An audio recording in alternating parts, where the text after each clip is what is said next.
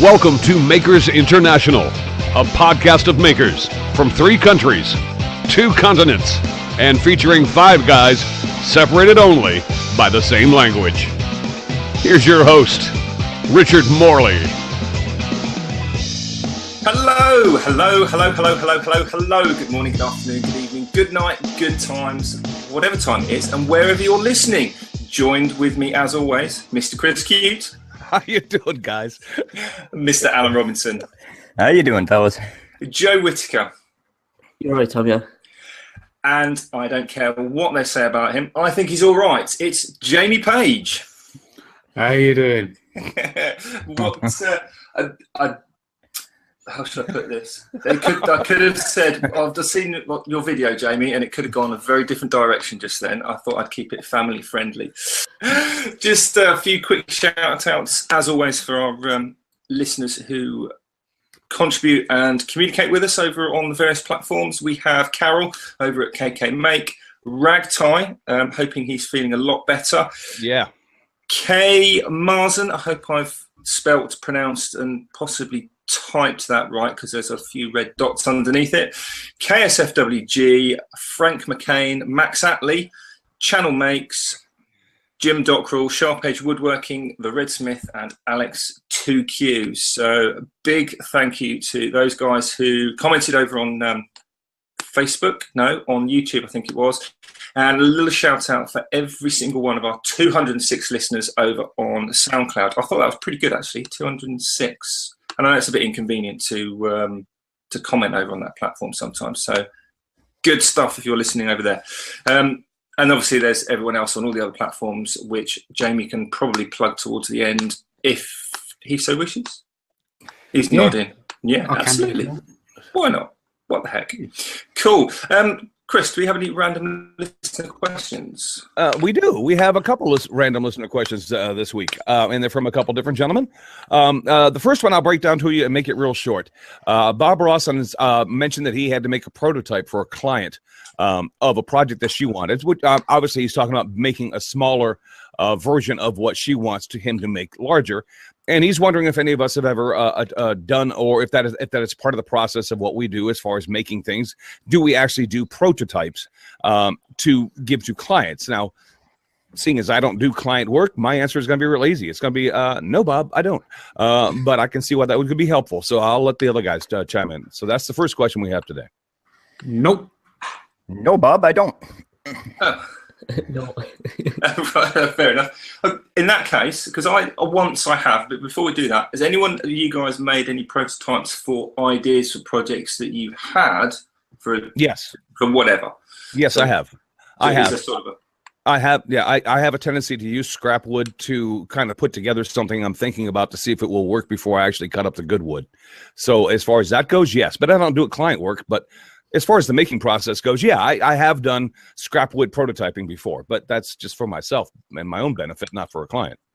I've never done anything like that. I always buy enough wood, and if it fails, then I'll go and buy more wood and do it all from the start. So that's kind of a sensible thing because, when, I don't know about anyone else, but when I concentrate more.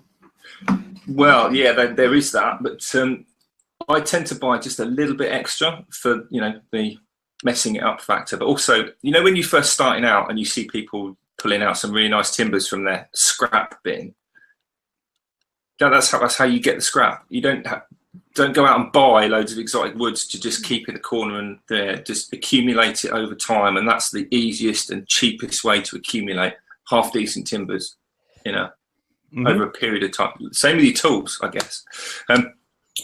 So what was I going to say? Oh, yes. So, I do client work. I nearly said do, but I don't.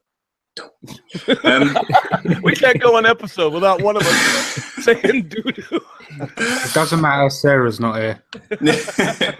So, yeah, I have in the past once I can think of. A few weeks ago, I did a prototype. I was overdoing a job for a client, and they said, "Oh, I'm thinking about making this." La la la la la. And I was kind of just given a verbal list of sort of considerations and constraints, and I thought, yeah, I kind of got an idea of I think what you're on about. So I went back and I just built it. and then took them. It was literally full size, what I thought they wanted. It will be a video actually when I get it edited. But rather than have it as a prototype for the project, I actually just gave it to them and said, I think this is what you want. Yeah, just have it. But that was kind of an exception because they were a really nice client that I had that's like a long-term client now. So yeah, I just made it, and it didn't cost me anything anyway. So if it works, have it. So it's good stuff. All right, the second question we had was, and this was asked quite some time ago, so I owe the gentleman an apology who asked it. It's from David Gunn. And David, I apologize for putting this question off. I'd be honest with you, it just got lost in the shuffle. David's question was to all of us, and I guess to everyone who's listening, and do you have a bucket list project? And if you have a bucket list project, what is it? And why haven't you tried to tackle it yet? So I'll let whoever wants to start go with that. What's your bucket list project, guys, and why haven't you started yet? A bucket. On the scroll saw. Yeah, with a scroll saw, which you can do, by the way. So they're And not then- just flat projects, by the way, Richard, Alan. You can just do anything with a scroll saw, right? No, my one personally is actually a guitar. I've never ever learned to play a guitar, but I've always thought that if I've managed to make myself a guitar, I'll be forced to learn how to play it. Are you talking about an electric or an acoustic? That I haven't decided yet. Probably an electric. Okay. All right. But that's doable. So yeah, a guitar for me, and I've been following Tim Sway's videos because he's got a lot on building them either out of Reclaimed or whatever. But yeah, he's got a lot of build videos on guitars. So yeah, like I say, mine's guitar. Awesome. It's funny you say that, Jamie, because that's fairly high on my list as well. And I can play guitar, so I always felt like I should make a guitar, but it's kind of out of my grasp still at this point, but I've always still had it on my mind. Same thing too. I always watch Tim Sway every time I'm thinking about making a guitar. And you know what's funny about that? I don't think Tim would even describe himself as a luthier, but I think that he knows a lot more than the rest of us, so we kind of look up to him. So yeah, that's kind of cool. Joe, what about you? What's your bucket list project? Well, A bunk mine bed. would actually.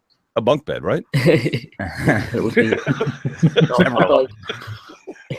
I always wanted to actually build my own workshop. I mean, I kind of have already with the shed that I built, but I mean like a proper dedicated building, maybe timber construction, but I'd like something that's actually pretty permanent, like fully insulated, full electrics, maybe even a bit of plumbing, like literally every aspect from start to finish. I'd like to be able to do it. And of course, like many other things, the only reason I haven't done it yet, time, space, money. And I think that's what holds everybody back. Yeah. And you use up your copper pipe on tables. Well, I'll tell you what mine is before we get to Richard is my bucket list project is actually, and I have always since I was a kid wanted to do this. I want to build like a 2 or 3 person sailboat, a wooden sailboat. I just think that would be such a challenge. And if you make it right, I mean, have you guys ever seen those little? They have a small cabin in them, and this maybe fits 2, 3, at the most 4 people on a sailboat. And those things are absolutely gorgeous, and I've always admired them, and I would love to be able to do one.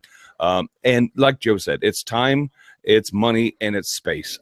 So I have never tackled it because of that reason, David. But if I had a bucket list project, that would be it.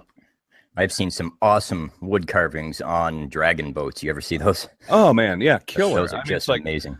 It's just like that would be something I could actually feel like I could put a medal on and say, yeah, I made that. That's kind of one of those things. So if you're looking for a bucket list from me, there you go. Richard, what about you?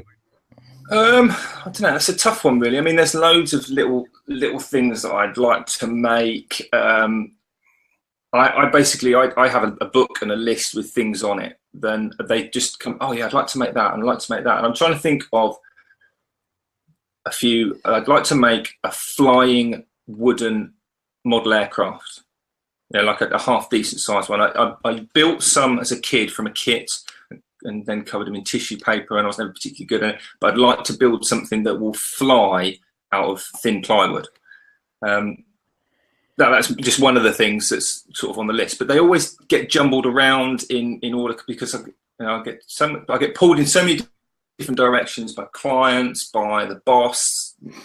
She wants stuff done around her house, and all these different directions. And as Joe's already said, it's time, space, and money, or a combination of those. But yeah, the one that springs to mind is the flying thing, which kind of brings us on to our topic for this evening, I think, doesn't it, in a roundabout sort of way. Well, before we get to the topic, we have something to judge, don't we? Yeah, should we do that first then? Yeah, let's do that first. Why not? Okay, do you want to talk about that then? Because I obviously completely forgot about that. No, that's all right. This is kind of Jamie's baby, but I would tell you, anybody who's listening and or watching right now, do me a favor and head over to our website. And I'm not doing this as a shameless plug. It's just going to help you kind of follow along what we're doing. Makersinternationalpodcast.com.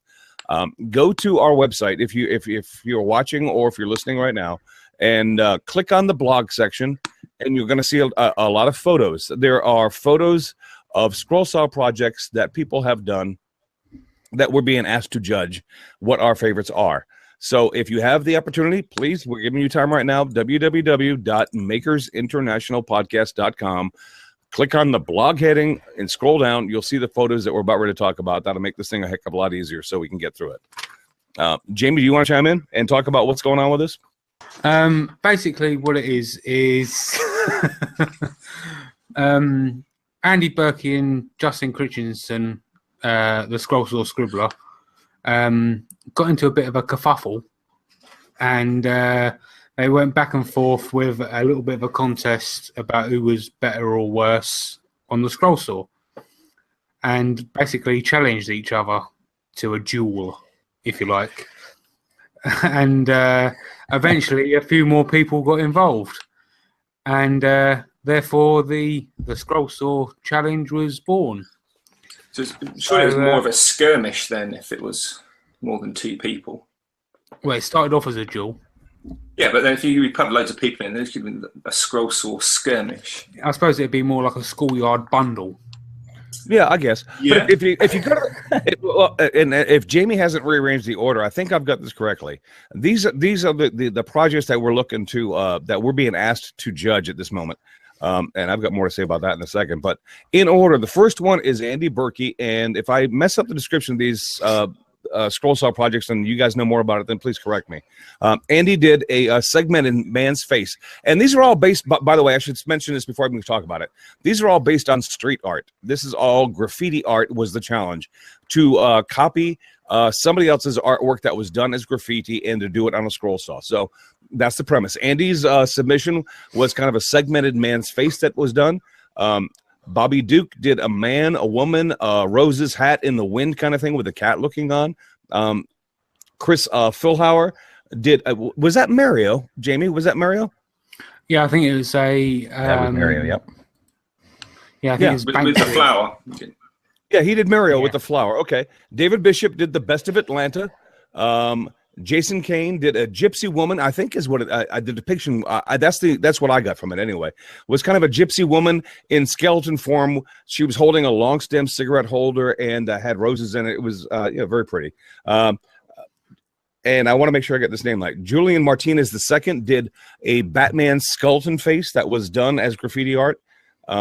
Justin Christensen did a sitting buffalo. That was half skeletized, and he also did a skeleton bird with this. And then Sterling Davis did Heath Ledger's Joker from the movie Batman. If I've misdescribed what those were, and you guys want to correct me on anything, please let me do. So these are the ones that we have to judge real quick. So I don't know where you want to start, Richard, but if you want to go around and ask what everybody else's vote was, I'll let you do it. Firstly, I'm kind of a bit confused why anyone would want to know my opinion of a Scroll Saw thing. I'm kind of flattered in a way, but I'm not exactly the poster boy for Scroll Sawing or the Scroll Saws at all. That said, I don't. That's me. I'm not judging an individual, so I'll just put that out there as a caveat. So I think we should start with Alan because I know how much he likes it. Oh, I just love scroll sawing. But hey. Go ahead, buddy. No, punishment. No, there was two that really stood out to me. I thought they were all wonderful, but I've been a huge fan of Batman for the better part of like 30 years. So the two Batman ones stuck out to me immediately. And it was a big toss up for the two. But the one I picked was The Joker it was Sterling Davis, right? Is The Joker by Sterling Davis. And the reason I picked his was one, like I said, the content, it was Batman. So it just blew my hair back right out of the gate. But the second reason I picked it was he kind of opened a door for me. He showed me like a different kind of scroll sawing. Like I'd never seen that done, where he basically put it together like a puzzle and individually painted each piece. So I just thought that one was wonderful. So my vote is definitely for Sterling. Is that Intarsia? Is that what they call Intarsia? What am I pronouncing it? Well, I've never heard of that. I'm not sure. Intarsia, I think that's. No, I think it's similar. It's similar. It's very similar. Yes. Right. See, I don't know anything about scroll saw. I don't know why people ask my opinion. But anyway, so who's next? Well, I'll go. I mean, I don't know. I don't mind. I'll go. I mean, like Richard. First of all, I feel very inadequate judging this because, and this is. I mean, I'm being dead honest here, guys. I'm not pandering to anybody. I'm not trying to fluff this up. Everybody who entered this, the pictures that are there, have a talent that I do not possess, and they don't. I mean, I do not.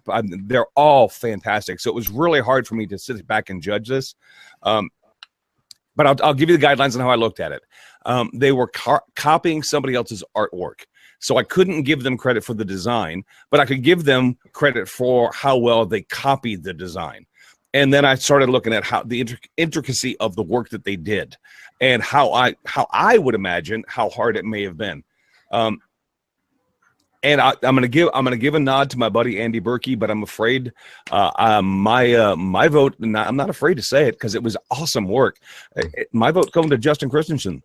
That Buffalo he did that because that is just. I looked at that and went, that must have been extremely hard. At least it would have been extremely hard for me. And not that they all wouldn't have been extremely hard. It's just that one. I don't know, Justin, you hit me. You've been kind of a jerk about the whole thing, but I'm going to give you my vote anyway. and I love you, buddy. Don't worry about it.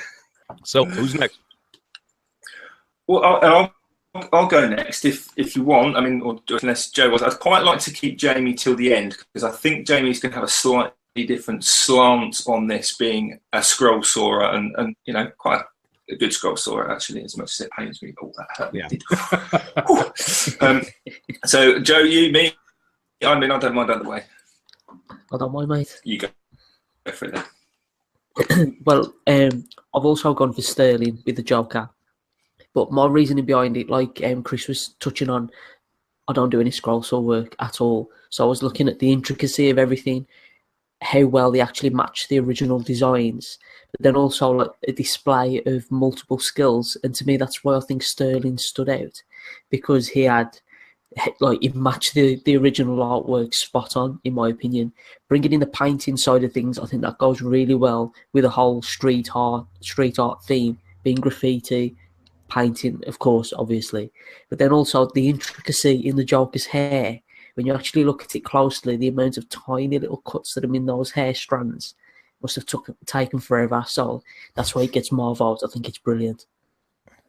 I think probably even more than forever than just doing a simple cut. Wouldn't you agree, Alan? It must have taken longer. Yeah, I admit I was cringing as I watched that part. This is the part where it gets away from me. That's where your patience comes in. That's where Jamie drops Pat Lap going, and an eternity later. I mean, I looked at all of these as images, and I've actually got the images in front of me just as a refresher, purely because I'm rubbish with remembering names. But the Joker, the Buffalo, the Bird, the Skull, Batman, all of them, every single one, the Atlanta one, were just probably beyond what I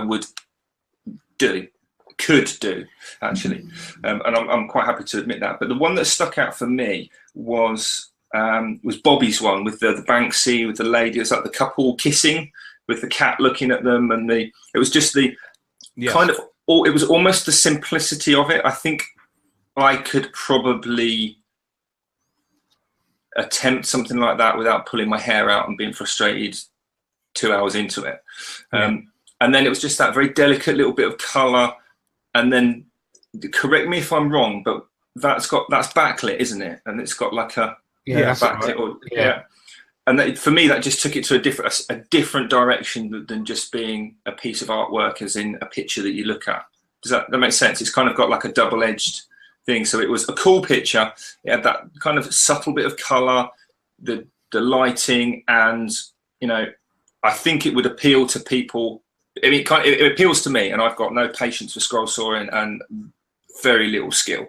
So hopefully, people in that position who've got more patience would appeal to them, rather than being maybe intimidated by the just insanely amazing work that the others were putting out on theirs. So Bobby gets my vote. All right, so let's recap. We got Bobby, who's got 1 vote, Justin, who's got my vote, and we've got 2 votes for Sterling. So it's down to you, Jamie.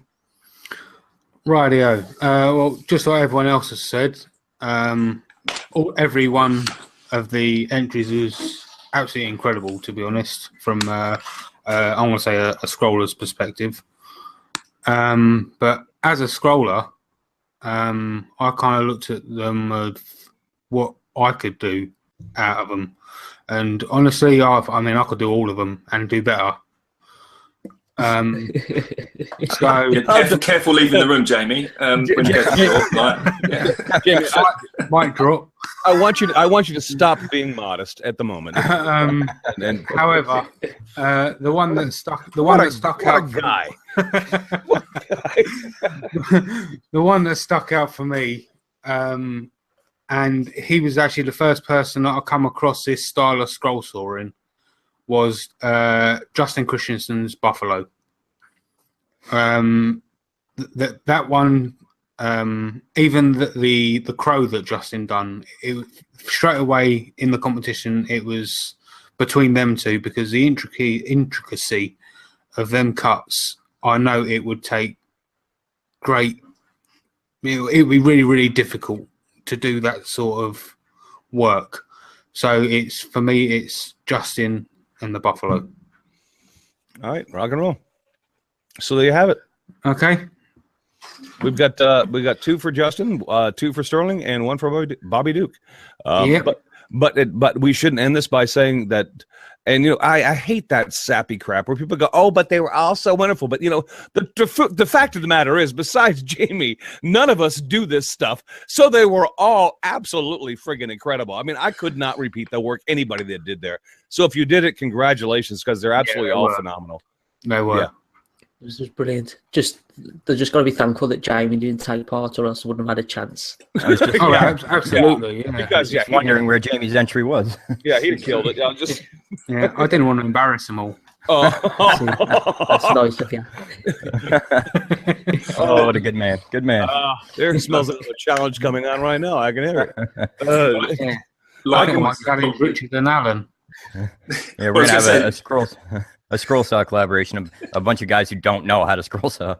I was about to say it's probably a good job we didn't enter, actually, Alan, because people would still be waiting for our entries.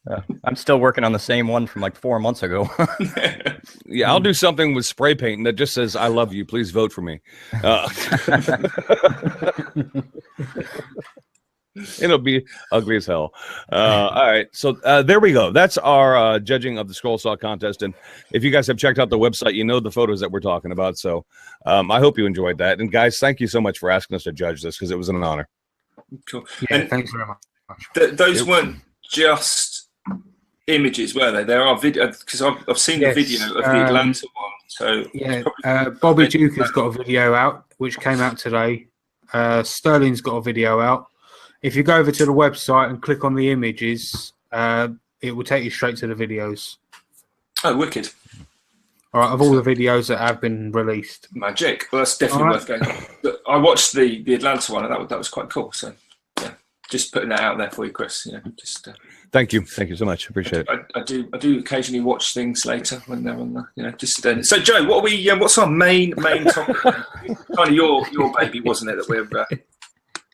I do watch. Well, yeah, we're going to be looking at what's on the bench, but more specifically the making process itself. So kind of like, what do we actually, like the starting of a project, like the design work, the thought process, before we even actually jump right into it, kind of the mindset behind things. That's going to be this week's topic. Excellent. Well, do you want to kick off then and just kind of tell us what because you're kind of getting into a bit of client work now, aren't you, with your bunk beds and not necessarily client work for paid money and all the rest of it, just in case the taxman is listening.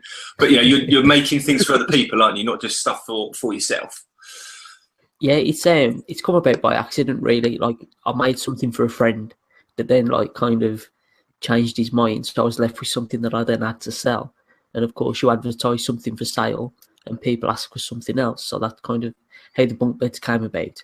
But at the minute, I'm like doing quite a lot, hoping to raise some money for the Birmingham Children's Hospital. And that's like the thought process behind setting out the projects. I'm trying to incorporate their logo, a stylized version at least of their logo, into each project. So the one that I'm working on at the moment is going to be a cityscape silhouette lamp. And I was thinking the best way to probably incorporate it would be to have the balloon as if it's floating across the cityscape, because the logo for Birmingham Children's Hospital is a red balloon. Right. And it's kind of like going through the processes of how is it going to actually look in the real world and stuff like that. And I ended up with the idea of just using some clear resin with a hint of red colouring. So when the light's behind it, it should shine through and give some, I don't know, a decent look to it at least. And the thought process, trying to keep it industrial looking. So I wanted a concrete base with walnut buildings, walnut being dark. I think it'll look nice in the daylight, and then at night time with the light behind it, it should create the silhouette effect. I had some problems with the concrete, so next kind of easy industrial material, I went with plywood. So that's kind of how that's emerged with time, sort of thing. That's really what I'm working on at the moment. When you say industrial, and we might be getting slightly off on a tangent here, but is that sort of a link to the geographic location, Birmingham, the Black Country, the Industrial Revolution, or is that just the sort of style of that you were looking for? The thought behind the cityscape was more along the lines of like them in the heart of Birmingham, them smack bang in the middle. As you say, the Black Country's famous for the Industrial Revolution and everything like that. So it spawned from that, keep it all one kind of theme. You got cityscape, cities have concrete base, and then it just, when that didn't work out, keep it industrial sort of thing. And with I guess there's also links with the, I'm getting the impression Chris wanted to jump in there. So 1 second, Chris, with the prototyping that Bob asked about, was that concrete? Because you posted on your Instagram that you'd done this concrete, didn't you? And then you posted it hadn't worked. Was that a prototype, or did you just dive in and go, oh, that didn't work? That was going to be the actual piece, because I got in my mind that this is it'll just work. So I made the form, poured the concrete, made sure it was well packed down, there was no air bubbles in it, everything like that. And then I'd left it overnight, and I was thinking, is it best to leave it a couple of days before taking it out the mould, or is it going to like stiffen up and be more likely to crack when I take it out the mould? So I thought, I'll take it out in the morning. So I opened it up. First pieces came out perfect, literally perfect. It was lovely and smooth. Took the bottom off. Crumble. Just crumbled away. But the process I guess the question I want to jump in with, Richard, was because the topic that we were talking about and on the bench is just kind of where kind of a subtopic that is the title topic to what we're talking about today, and it's the process of and I thought we were going to go with more of a thought process of how we go about doing things. So my question to Joe is where did you start with that project, and what was your thought process in making it, and how do you apply that kind of thought process to a lot of the things that you end up doing? And each project is different, so let's just say that up front. But going into this one, when you're going to start something and you haven't even started it yet, but you have an idea, take me through how Joe Whitaker goes through the thought process of how I'm going to go about doing this project. Well, from the birth of an idea, which ideas itself come from many different places, whether you see something that you're inspired by, or it could just literally be a thought that pops into your head, and that's what you go with. And that's what it was in this case. I knew I wanted to make some sort of light I really like the look of cityscapes, and like Richard was talking about the link with the hospital, everything like that. So that's where I started with the idea. And then I was looking at silhouettes on Google Images of cityscapes and some stylized artwork where people have actually got like little fairy lights that they'll put for street lamps and building lights. So you could have a big canvas in your living room and have a battery pack in the back and all the lights light up. So I was toying with that idea, but I took my initial concept, went on to SketchUp, Google SketchUp, which is really good for getting like perspectives, sizes, dimensioning, everything like that. And I started just designing random blocks to see what would actually look nice, what dimensions would actually suit a living room environment and things like that. So it was actually going to SketchUp, which is what I do with basically all of my projects to help with my cut lists. Started from the base, worked my way up, and I was able to work out the spacing where I'd need holes for electronics and stuff like that. Then really for me, the next stage is either print off a cut list or just go straight ahead and start cutting whatever I've got. I don't really have a long drawn out process of try this, look at that. It's very much, I've got an idea, see if it's been done, what would I change, go and try it. See, because I am so far 180 degrees from how you do things. Yeah, I'm not saying that what you're doing, you know what, and I'm going to give it up because I think the way you do things is probably smarter than the way I do things. Because I've never touched SketchUp. My SketchUp consists of a pad of paper and a pencil. And I seriously, and maybe it's just because I'm old school, but I've never learned SketchUp. So I'm, and if I knew it, I guess if I was secondhand to me like it is to you, Joe, I might utilize it, but I don't. I go out in my shop and I think about what I want to make. And I look at it in my mind and I start drawing it out here. And I go, okay, what do I, and it's all about what do I need to do in order to create this? What kind of joints do I need to cut? How long do these boards need to be? How does the entire piece need to look? And I start drawing it out on paper. And I kind of do it like referencing Bob's, my prototypes are always done on paper. Do you follow me? And it's like, I think it's, and Joe, correct me if I'm wrong, it's probably the same process. You're just using a program on a computer, whereas I'm using a piece of paper. It's the same kind of thing. Yours probably takes less time and is a lot more accurate than mine. But that's how I go about doing when I have an idea for a project, I always sketch it out. Always. Other than a pen that I've turned, hasn't been a project that I haven't drawn out on a piece of paper and gone, I like that look, because I want to see it before I actually make it. Does that make sense? Yeah, I think that's what everybody does, really. Like you say, it's just the difference in how you get to that initially, which I'll find that I'll only ever draw things on paper if I have to quickly explain it to somebody. So if my mum and dad are saying, what you're working on at the minute, and I'll try to explain it. You mean like dummies like me? If you you're finding it's more people who don't make stuff for themselves. If people don't make something and you try and explain a project that you're working on, they haven't got a clue. So it's like, right, hold on a second. This is that goes there. Draw it all out on the paper, and then like, yeah, I haven't got a clue. Show me when you're done. Those are the best people, aren't they? In the shortest conversations. Well, what about you, Richard? I mean, how do you do it? How do you go about it? I mean, do you do the computer version of designing and then you jump into the shop, or do you just kind of just jump in there and get started, kind of having a mental picture in your head? I tend to do a little bit of a mixture, and it's weird because when I was at school, I did technical drawing with a proper draftsman's drawing board and A2 paper and the whole slidey rule and squares and all the rest of it. And I quite enjoyed that. It was quite a therapeutic kind of process. Then when I went to college, we had to do the same again. And then we went into AutoCAD as it was then. I think it was back in sort of version 13 or whatever it was. And then everyone went mental because it went to AutoCAD 2000, which had a little bit of 3D stuff in it. And we used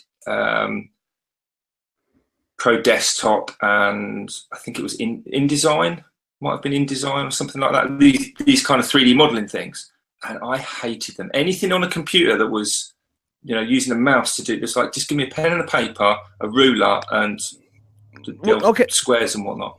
Great. So how do you do it now? How do you do it now?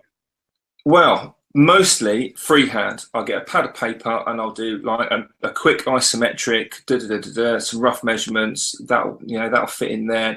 Yeah, whatever, and I can knock that out in a matter of seconds. If I'm doing something where I've got to do multiples of the same thing, so I need some kind of template, I would do that on the computer. But I tend to use easel for that, and I find it just takes forever. 9 times out of 10, I could jigsaw it out, or probably even scroll saw it out quicker than doing things. But if I need it accurate, so I really hate using the computer. But it's one of those things that when I need it, I need to know how to use it. I need to know how to do this, to do that, to get it. But I don't have the time or the patience to sit down and learn how to do that. So I just, find another method, basically. I really don't like using the computers for stuff. But I should do. I should have learned it. I remember Jay Bates about 5 years ago when we were still all on Keek. He just started getting into SketchUp, and it was kind of new, and he loved it back then. And I was like, I really should get in and learn this early version, and I didn't. And now I'm just like so far behind the drag curve. It's probably not even worth learning. But that's just me. Alan, what about you? I can take this a step further. I'd say I don't write anything down. There's no paper. There's no computer programs or anything. Woodworking is really artistic to me. I just like to imagine a project and then just take a flying leap onto the workbench and just start making it. Sometimes it works, sometimes it doesn't. It's not efficient, and people probably shouldn't do it, but that's how I enjoy doing it. My projects, for the most part, are very simple, and they're all quite small. So that's something that's easy for me. 90% of the times they work out. Sometimes they don't, and I'm okay with that. If they don't, I probably learned something, and I'll go back and do it again. Like I said, it's small for the most part. I can usually use scraps to make, excuse me. So it just doesn't matter. So to me, I just like to envision a project and then just make it. And it is simple as that. No, I totally get that. I totally get that. Because and Alan, because I think what you're trying to say is you develop a picture in your head of what you want to make, right? Yep, exactly. Yes. And then you go about in your shop with the knowledge that you have, and you go about trying to create that picture in your head, and make it come to and make it come to life. I do that like 99% of the time myself, my friend. But let me ask you a question though about that. How often does the project end up looking like the picture you had in your head? I don't think it ever has, Chris. Not once. Not once. Somewhere along the line, I realized there is a problem because I didn't work out any steps, and I have to alter it. Yep. And it typically works, but it becomes sometimes it's been known to become a different project altogether. But there's still a project at the end of the tunnel. I am the same way, and so some version of that initial thought that we had in our head when we started actually does occur. I have Alan, I'm right there with you, brother, because I have yet to make the picture in my head. As long as you're making something, you're gonna be happy. Don't worry. I'm trying though. Anyway, Jamie, what about you, buddy? I kind of think I'm a mixture of new school, old school, and just let it be what it wants to be. Sometimes it depends. It really depends on the actual project, because, like, obviously I do scroll sawing, turning, and just general small builds. But a lot of times, like with the scroll sawing, I'm working from a picture, so all I'm doing is cutting around the lines. For starters, when it comes to turning, a lot of the times I don't really have a vision of what I want the shape of the bowl to be or anything like that. I basically just put the chisel to the wood and let the wood be what it wants to be. Yes. Go on. Sorry. With your turning, I can totally get the fact that essentially the bit of wood dictates what it wants to look like at the end of the day, and chance has its hand with if you get a catch or something like that. to a degree, I think the scroll sawing as well, because you're bound to have, if you don't still do it, which you probably don't because you're so big-headed and great at it and all that. When you're following the lines on the trace or the picture or whatever it is you're doing, you veer off it occasionally, don't you? And so when you veer off the lines, and you sort of like blend it back in and all the rest of it, as soon as you take that template off or sand off those pencil lines and you look at it, you'd never know. So that I kind of understand. But talk us through that pillar post box you made, because that was a very definite end result that had to look very specific. And, I mean, how did you go about, how am I going to make this? Because it's not just a box with a slot in it, hasn't it? It's got a lot the funny thing about the post box that I made was I actually got the plans off. It was actually a YouTube channel. I can't think what the YouTube channel is now. Well, they're 16,000 of them, and they were free. Yeah, they were free. But the problem is that the plans were so incorrect that as I was going through the build, I had to change everything as I was going along. So yeah, it was certainly challenging, but I still didn't really have to kind of do anything on the computer. Do you know? Yeah, it was kind of like the old school of me came out.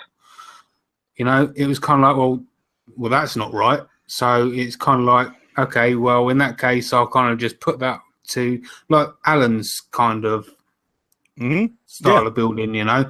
It's kind of like, well, that's a little bit too long. Well, okay, fair enough. So I take the bit of wood, line it up, write it there, cut that bit, right, that bit's fine now, you know. Now that bit's going to fit in there, you know. Right. I mean, well, you make it work. And, you know, I think, and maybe I'm wrong here, but I think that a lot of us, because during the process, Jamie, I know exactly what you're talking about. As you're making something, it's coming together, and then you go, well, this is not how I envisioned it. So what you end up doing, especially if it's a project that you're trying to challenge yourself on, something maybe you haven't done before, and you go, this is not working out. So what I'm going to do is I'll revert back to the knowledge I have, and I'll make this work because I want to get this done. But it doesn't mean that you haven't taken that step forward to try it, and that's the important part, I think. Yeah, so good for you. And one of the good things about the post box is I'd never in my life tried anything as complicated as that, like the curved back, for example. So that's kind of another thing. Like, just don't be scared to try anything. That's another bit of advice, basically. Give it a go. Yeah, without doubt. I think another aspect that actually comes into it as well is looking like sourcing your materials, because when I'm working on probably mainly the larger projects, I'll always have a window open on my computer from where I'm going to be getting the materials from. So 9 times out of 10, it's going to be like your big box stores, B&Q, Wickes, stuff like that. So if I'm designing a shed, then I've got an idea of the timber that I'm going to be using. So I'll be able to have that piece of timber up with the dimensions, knowing that when I'm designing it, I can allow for the exact dimensions and not have to worry about, well, my design was for 18 mil thick plywood, but this plywood's actually 19 mil thick, so now I've got to change everything on the fly. Like, I'll make sure I'm going to be getting that. That's the dimensions, design it to that. And if I find somewhere cheaper in the middle, then I can make the changes on the computer rather than in real life. And to make sure they got black milliput and not terracotta. That's it. And you know, Joe, I think that goes back to what Alan was talking about, and I was asking him about, is that we all go into it with an idea. Now, whether it is a computer-generated project and a cut list, or whether it's just a visual thing, you go into it thinking you're going to do it this way, and very, very rarely, from something that you create, does the end result match exactly what you sat and created to begin with. You have to kind of be willing to work on the fly in order to get something done. See. Yeah, that's it. Yeah, there is a huge amount of flexibility inherent in making, I think. Going back to what Joe was saying about the plans, adjusting plans or materials not being the same thickness. And I think that's that classic one there is when you've got people maybe over in the States or in the UK putting out plans for things that are in metric or in imperial, and then people on the other side trying to convert those. And the conversions aren't always what they say. And so you have to be a bit fluid. I bought Matthias Wandel's router pantograph plans off his website, and of course he works a lot in metric, but he'd allowed in his plans, if I remember rightly, it's a few years ago, for 19 or 3/4 inch plywood, but my plywood was actually 18 mil thick, because over here you buy 3/4 inch ply is 18 millimeters when actually the conversion is 19.1 millimeters, which doesn't sound a lot, but when you're making things that have got to be a certain height, allowing for 2 thicknesses of plywood, all of a sudden things don't line up. So you have to look at the overall and kind of plan ahead and think, oh, actually, that's just having a cutting list and all these pieces cut to size doesn't allow for real life. So I think that's worth bearing in mind for people. It goes back to what Jamie was saying, is just kind of you have to dive in and give it a go. That kind of goes back to the post box. When I got the plans to make that to make the post box, all the way through the video he was saying you make it out of 10 mil MDF, etc., etc. And I was like, okay, so I when I bought all the materials, bought a sheet of MDF, of 10 mil MDF to make it all this lot, and downloaded the plans like you would after I'd actually bought the stuff. Looked at it and I was going through it and it said I needed 12 mil MDF, and I'm like, you're joking. So that was another modification I had to make through it. So yeah, sometimes you just have to work around it, which it was easy enough.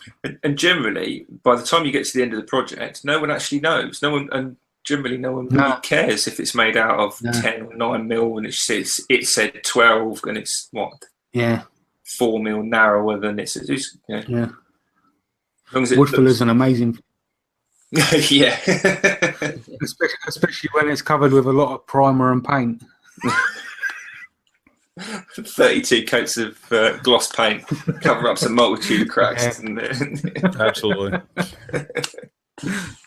Well, interesting conversation, guys. I mean, interesting to see how people go about doing their business and how we all do it. And it seems that we all have the kind of same mindset. We all do things very similar, perhaps in different ways, perhaps with different methodologies, but it's that the process seems to be all pretty much uniform as to how we go about doing things. It's a fairly consistent thing across the board, isn't it? For different reasons. I was picking up on that throughout the conversation. How Alan does it, how just simple projects and doesn't necessarily go right, but you still end up with something at the end. Yep. And something you're making for somebody, it doesn't really matter. So yeah, excellent.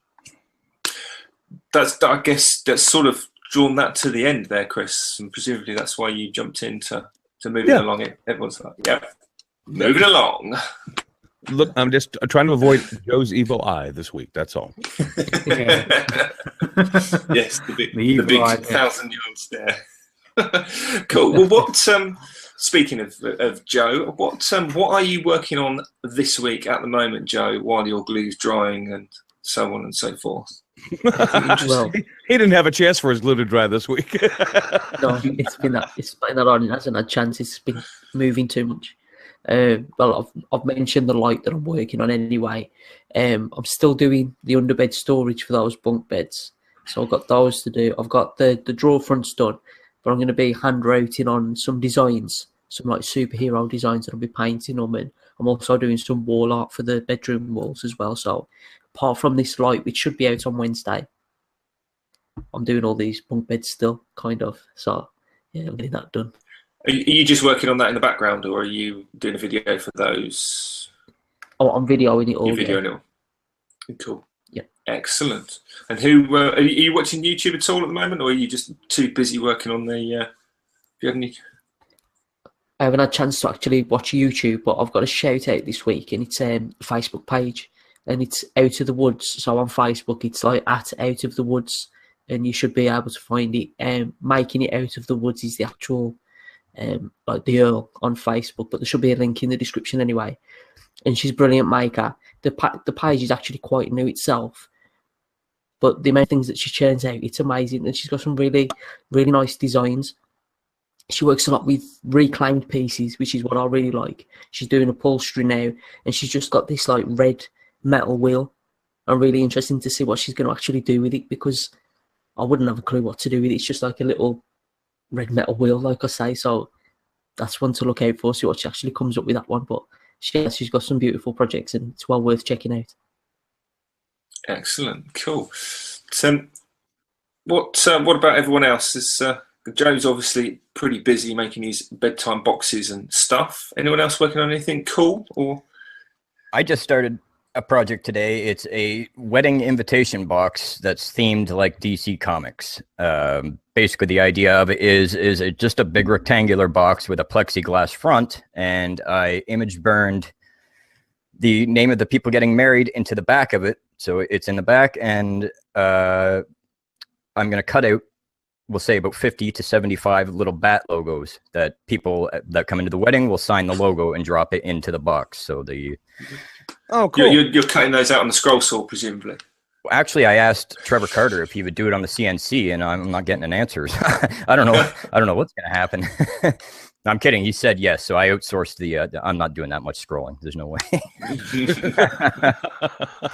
So I got Trevor Carter employed on this one to do the bat logos for me. I'm just going to make the box. I'm watching. Who is it? Sean Rubino. Sorry. Mm-hmm. Sean Rubino made that Zeta table. I just thought that was a wonderful looking design. I actually want to make one now. He did an awesome job on that. Man, did that walnut ever shine. You got to go watch that. Cool. Just on that, the drop slot box thing that you're making, is that like a picture frame with a bit of a void so that they just sit on top, like you buy like these ant farms, but with back. It is essentially a 3-inch picture frame, splines and everything, and then I haven't made it yet. I'm just going to use a router to make a slot in the top to drop the bat symbols in, and it's a separate base that I made to put the box on top of. What are you using to face the clear? Are you using glass or acrylic? It's just basic plexiglass, so I just had to put an 1/8-inch kerf on each side to just slide it in there. Right. So I had to build it around the plexiglass.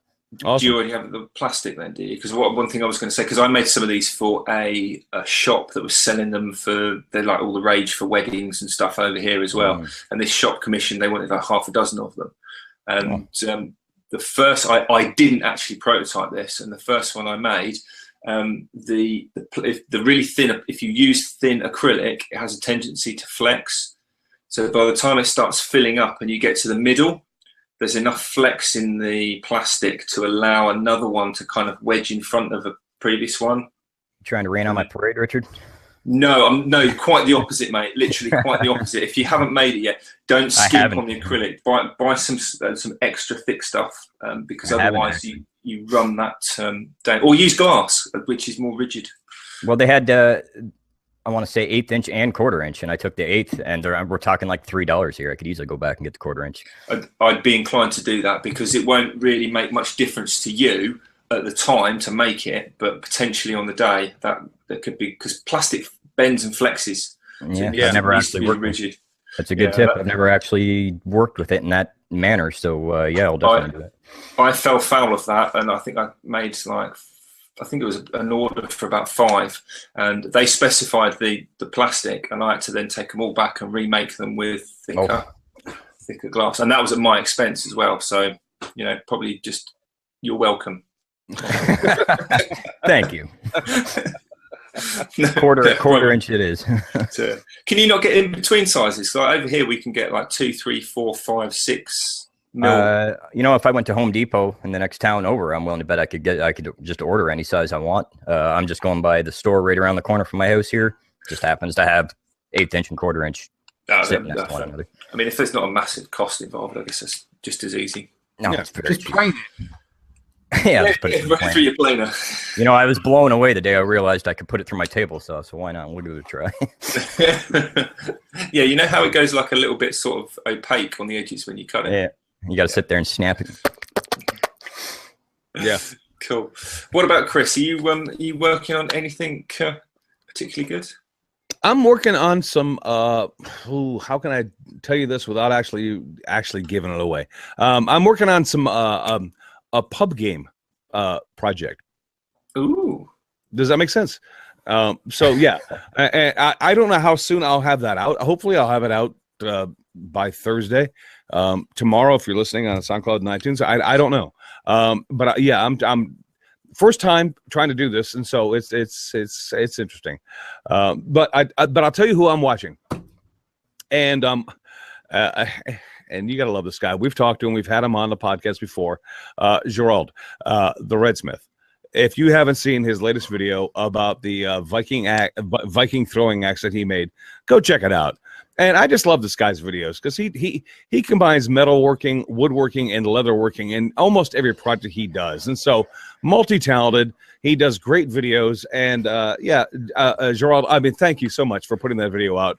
He actually said he did it for me because I won't bore you with the story, but I kind of pestered him because he was wondering whether he was going to do one video or another one. And I said, I really don't have an opinion. And I went, Viking axe, Viking axe, Viking axe. You know, he goes, okay, I kind of got the point, Chris. And so he put the Viking axe video out, and it was awesome, as all of his videos are. So if you have a chance, go check out the Redsmith. The Viking throwing axe that he did is a killer build. So thumbs up to him. Yeah, not only does he put out some killer videos, but he's such a nice guy as well, isn't he? When we had him on, he's just genuinely a nice chap. Yeah, so, great dude. Great. Jolly good chap, as they say. So, what about you then, Jamie? Are you working on anything interesting or? What am I working on? Well, I've just finished doing my the ball and cup screwdriver video for the Makers Make It Matter auction. But what am I working on? I am actually going to be doing a scroll saw picture for Shogun Jimmy's Skull Challenge, which finishes at the end of the month. That's going to be my next one, I think. So, yeah, that's what I'm going to be working on. I'm going to probably do that in the next couple of days, just before I go to UKIS. Of course, that's next weekend, isn't it? Yeah.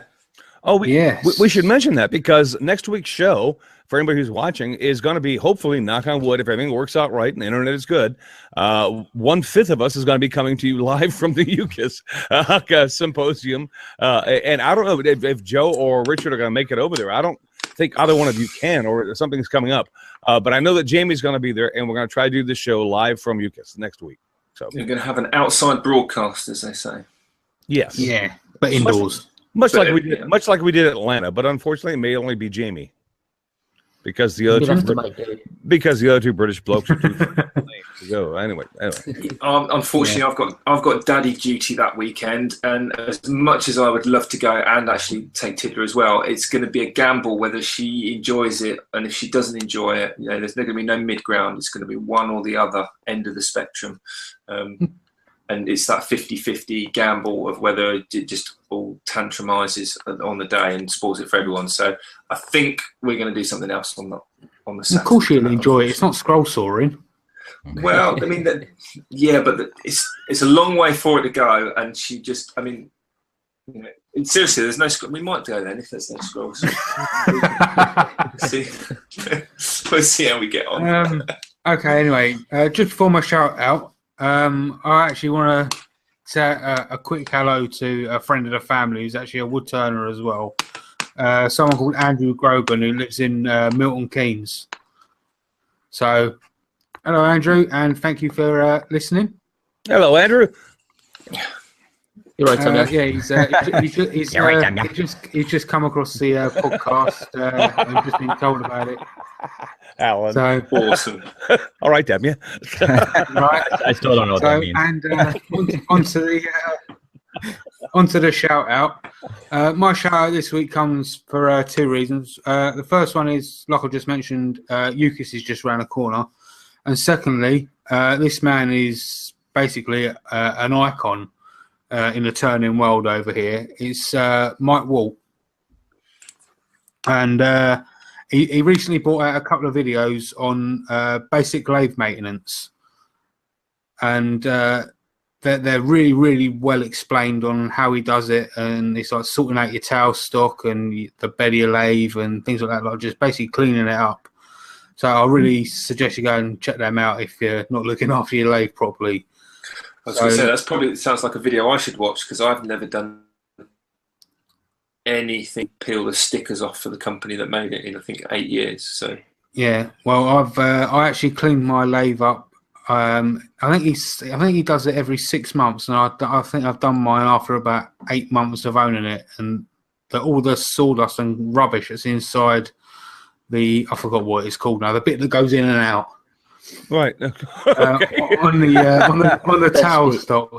Yeah, that bit. Yeah. The best bit. And it was it was jam packed and completely filthy. So I'm really, really glad he brought that out. You brought that on yourself, Jamie. Welcome to the technical podcast on the internet. Yes. yeah, the lathe nerds are going to go mad now. The bit that goes in and out, the thingamajig. Yeah. The bit that goes in and out. And that's not an innuendo of any kind. Oh God, Richard. Which for you is a first. So Yeah. I have not been watching any YouTube, I don't think, at all in the last week. I've been so busy. I think the busiest I've been this week. I'm working down in Cambridge on some French doors, some sash windows, and basically maintenance on a really big, posh, super expensive property in the city centre. And I've been working proper long hours, and driving into Cambridge City Centre every day with traffic is a nightmare.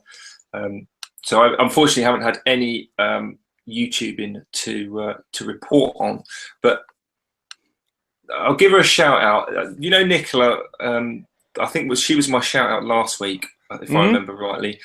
She's with her channel. She's actually flown. If it wasn't today, it was yesterday. So the weekend just gone, out to Swaziland. She is teaching locals working so they can do their own maintenance. Well, she's out there for a couple of weeks, so that's worth checking out what she's doing on Twitter, because I think she's going to be posting and linking while she's out there. If not, we'll find out what's going on. But Don't they use the same brand as you over there, Richard? The same brand? What brand? The green one. The green? I don't know. They might do. What happened? I'm not allowed to say what brand they use. Otherwise, all right. We have no. This can't go. We have to let the people who are listening to this know. Before we started this podcast, we started a drinking game, and it was every time Richard mentioned the green F word tool on the podcast, everybody in the podcast had to have something alcohol in front of them, and they had to down it. And so Richard is really trying to avoid the green F word. And but you know what? I'm game. Go ahead, Richard. I'm good. I thought it was every time I said it, I had to drink, but then every time I said hello, you had to drink, which is why I tried to extend the normal opening of the. No, because that would be like 400 drinks at the very beginning of the podcast, and that'd be trash. Exactly. No, that's not happening. Maybe for another day then. Yeah, please. Cool. So hopefully I'll be finishing those sash windows and loads of restoration work sometime this week, and then probably normal service will be resumed. I do have videos that need editing, so watch out for those. Cool. Where can everyone be found on the interwebs? Alan, where do you hide? Oh, Facebook, Instagram, and YouTube under the Woodworking Junkie. Cool stuff. Chris, you're not on Instagram, are you? Where are you? Yes, I am. But you won't find me there. You'll find me on either Facebook or YouTube under my name. This is something that's going on with. Are you all right there, Joe? My lights are dying. I don't know what's happening. This is not flickering, and there was a big frowny. But quick, tell us where you hide before you disappear. Average Joe's Joinery on YouTube, Facebook, Twitter, Average Joe's Photography on Instagram. Yay! Yay! Jamie? Nothing else Red good. rum, You red rum, can red find me rum. on YouTube at JP Woodwork and Twitter and Instagram at JP_Woodwork. Wicked. So make sure you go and subscribe to the lads, the lasses, and everyone else that we talk about on the show. Well, assuming you're still listening, and hopefully you are, I've been Rick Morley. You can find me at brainfizz.uk and under my name on YouTube. Once again, thanks for listening, and we will see you back here next week at the same time. So you'll take care. All right, have a good week, everybody. Take it easy. See you next week. Have a week.